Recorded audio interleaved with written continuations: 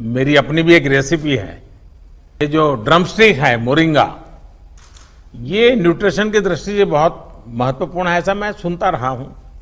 तो फिर मैं खुद उसके परोठे बनाता था और मैं उसके परोठे खाता था और मेरे सप्ताह में 1-2 बार आज भी मैं इसका उपयोग करता हूं। हॅलो फ्रेंड्स, मी प्रणाली तुमचं स्वागत करते मराठी किचन मध्ये। आज आपण बनवणार आहोत शेवग्याच्या शेंगांचे पराठे। तर मी इथे शेवग्याच्या शेंगा छान धुवून चिरून घेतलेल्या आहेत, त्या आपण आता पाण्यात शिजवून घ्यायच्या आहेत। ते मी पातेल्यात पाणी घेतलेलं आहे आणि आता गॅस ऑन करते। त्यात थोडं आपण मीठ घालणार आहोत, हे पहा। त्यानंतर आपण ज्या शेंगा शिजवून घेणार आहोत त्या घालून घेऊ।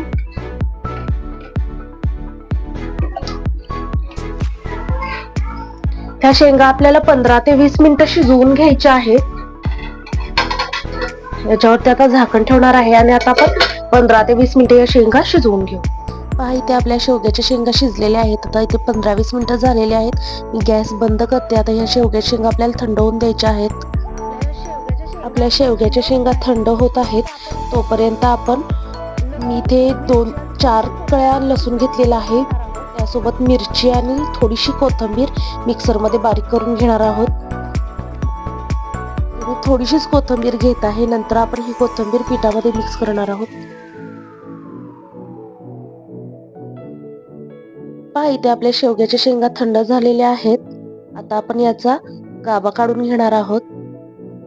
हे पहा, मी या पद्धतीने काढतेय, त्याच पद्धतीने तुम्ही पण काढा।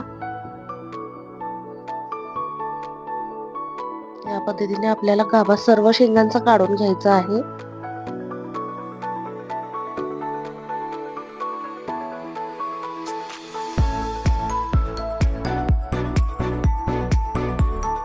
हे पहा, इथे आपला सर्व गाभा शेंगांचा काढून झालेला आहे। यात थोडे थोडे असे मोठे बी राहतात, ते आपण आता मॅश करून घेऊया या पद्धतीने।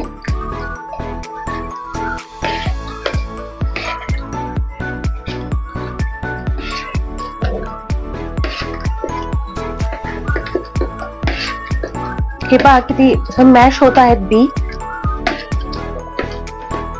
यात आपण आता गव्हाचं पीठ लागेल तसं मिक्स करून घ्यायचं आहे, पाणी ऍड करायचं नाहीये आपल्याला।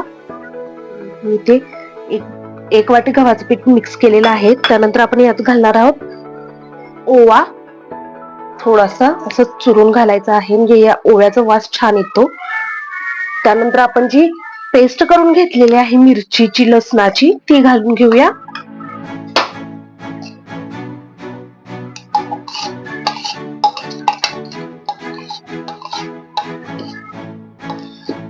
आता आपण यात ऍड करणार आहोत चवीपुरतं मीठ,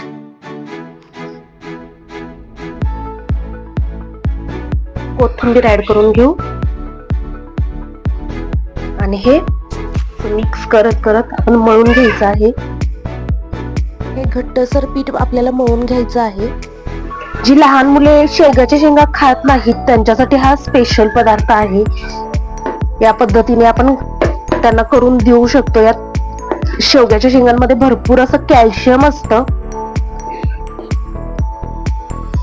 इथे आपल्याला वाटलं की आपलं थोडं पीठ चिकट झालेलं आहे, यात पीठ थोडं कमी पडलेलं आहे, तर तुम्ही यात पीठ ऍड करू शकता।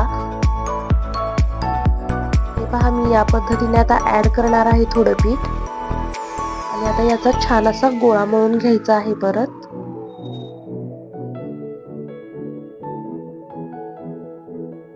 हे पहा, इथे आपला गोळा मळून तयार आहे। आता आपण थोडंसं हाताला तेल लावून घ्यायचं आहे, या गोळ्याला असं लावून तेल लावून घ्यायचं आहे व्यवस्थित।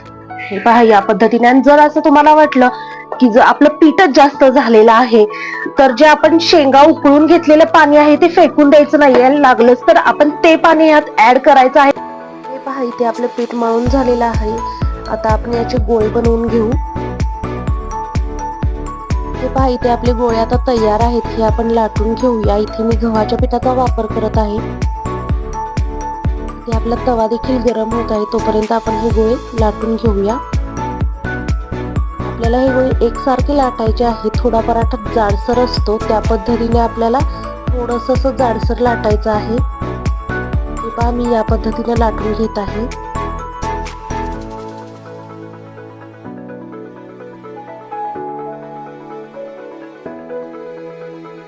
आपला पराठा तुम्ही पाहू शकता लाटून झालेला आहे. आता आम्ही तव्यावरती घालून आपण भाजून घ्यायचा आहे. अगदी व्यवस्थित दोन्ही बाजूंनी भाजायचा आहे आपल्याला हा पराठा.